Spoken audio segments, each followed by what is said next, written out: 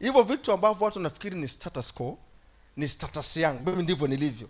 Watu wengi wajua kwamba ni moja ya factors zinazopelekea mtu afe haraka. Alafu inapelekea pia huduma ife.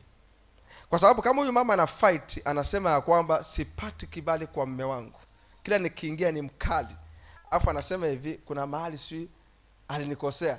Wewe ni mwanaume, mke wako anakuuliza nilikosea wapi, uwezi kumwambia napata shida ya kwamba ni mwanaume au la. Tuishie kwenye la. Kwa sababu moja ya sifa ya mwanaume ni kulikabili tatizo. Ulinikosea hapa na hapa, alafu maisha mengine yanaendelea. Rafiki huwezi kumficha jambo. Rafiki utamwambia, hasa hapa rafiki yangu, hapo umekosea. Anarekebisha, maisha mengine yanaendelea. Lakini mtu amekaa kimya, mke wake anatafuta hivi nilimkosea sehemu gani, na wala aongee. Hiyo kitu itaondoa upendeleo wa kiungu, itaondoa msaada wa Mungu, na hiyo ndoa lazima ivunjike. Watu wengi mnachokikosa ni urafiki na wake zenu. Hiyo distant, niwape siri. Niwape siri. Mmekaa kimya sana, niwape siri. Naambia baba yenu wa kwanza kabisa alivunjaje ndoa? Adam. Alivunjaje ndoa Adam? Distant. Alikuwa yuko busy mno. Hata kama Biblia inasema kwamba alikuwa yuko hapo karibu wakati nyoka anamdanganya, lakini inaonekana nyoka alikuwa na story nyingi sana na Hawa kuliko Adam. Inaonekana kabisa. Kwa hiyo maana yake hiki kitu imeanzia zamani, ni kitu ya siku nyingi. Inaonekana wazi kabisa kwamba nyoka alikuwa mwenye story nyingi. Na alishaanza kutengeneza urafiki. Maneno mengi ati hivi ndivyo Bwana alivyosema. Unaona kabisa Aisha kuwa rafiki yake, wanabadilishana mawazo. Adamu yuko pale, haongeagi na mke wake. Hili jambo limeanza siku nyingi mzee. Siku nyingi sana. Hili jambo limeanza siku nyingi sana.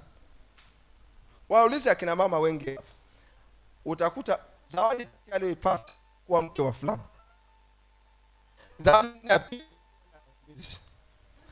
Zawadi nyingine ya tatu ni kuzaa watoto. Ila nenda kaulize mama zetu, utagundua kuna zawadi inaitwa rafiki. Hiyo haijui na wala hajawahi kuijua. Nenda kaulize, nimefanya utafiti.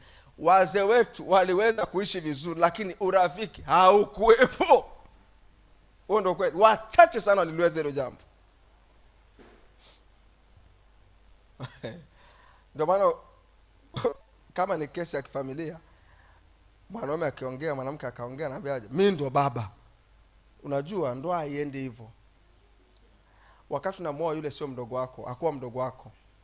Ulimuoa mtu mwenye akili timamu na ulienda kuzungumza naye na akakuelewa na mkakubali kwanza kuishi pamoja. Kwa hiyo sio mdogo wako, sio binamu yako, wala sio mwanao mdogo. Hata kama umempita miaka 10, ukishamuoa maana yake umemweka kama msaidizi. Msaidizi maana yake yuko pale kukusaidia kuwa bora zaidi. Na namna atakusaidia uwe bora zaidi ni jenga urafiki naye. Filipo, mwenzako kitaka aanze kujitoa kwako, ni pale ambapo kishuka madhabahuni umewaka moto, washirika wanashuhudia, yani leo Mungu alitembea kwa namna tofauti sana. Namna tofauti sana. Afiki nyumbani rafiki yako anakuambiaje, ile usio unarukaruka sana, kesho utachana suruali. Sio unarukaruka sana. Yaani punguza kurukaruka mume wangu. Utakuwa na hisi ya kwamba una adui nyumbani. Asiyemuona Mungu, anayeona vitu vya kimwili. Lakini nakwambia asipoviona hivyo ambavyo washirika hawavioni, huwezi kuwa bora.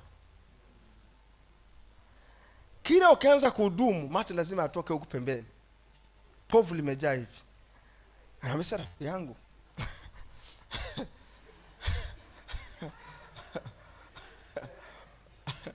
anakwambia wala usio na haraka. Unapohubiri tunakuelewa vizuri. Kuna wakati mwingine, kwa mfano mimi waga nilihisi hivi, nikiongea nikiwa nimesimama huku, watu moja hawanielewi, mbili hawanisikii, mpaka nije huku, mpaka ni wakati mwingine mpaka nakuja huku ndio nahisi nikikaa na watu karibu hivi wanaweza kunielewa. Lakini mke wako akwambia hivi, simama tu madhabahuni wewe presentable, alafu hudumu vizuri, unaweza kumwambia kwamba hii ndio kawaida yangu na Roho Mtakatifu. Hiyo sio kawaida yako na Roho Mtakatifu.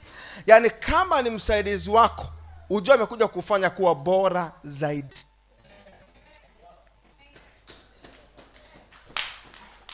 So, mambo mengi ambayo mke wangu na namshukuru Mungu kwa ajili ya mke wangu. Sisi wanaume hatupendi kukosolewa, lakini kuna wakati anakakomalia kakitu kuonyesha kwamba akako sawa, na mimi nakomalia kuonyesha kwamba niko sawa. Kama kawaida ya wanaume, nakomalia kuonyesha kwamba niko sawa, I am right.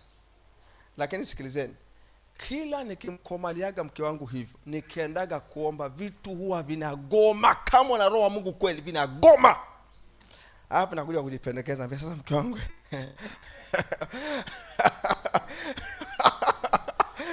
naanza story hapo, naanza kumtoa mbali ili asisi ya kwamba nimekuja kusubmit kwenye ile kesi. Unajua wanaume sisi nasi mbali nazunguka, naangukia kwenye kale kesi. Naambia unajua ile bwana liko hivi na hivi. Na uzuri wa mwanamke siku zote waga na hekima, hata kupigiza. Naambia nilikwambia, ukiliona liko hivyo unajua na lenyewe nilijinga pia. Lakini mwanamke mwenye hekima atajifanya kama hajui. Na hiyo ni muhimu sana. Yaani ukimbapa mume wako mara 2 mara 3 ameshakuruka. Mbia nilikwambia ulikuwa unaruka, usimwambie mume wako hivyo kaza. Ukimwambia unavunja ndoa asubuhi. Men, wanaume mlioko mahali hapa, namna pekee ya kuwa na ndoa inayoishi na namna pekee na kuishi maisha marefu. Unajua wanaume tuna mambo mengi. Punguza kwa rafiki yako, yuko pale akusaidie. Akikwambia kitu, relax, kifanyie kazi, because she is your friend, not only your wife.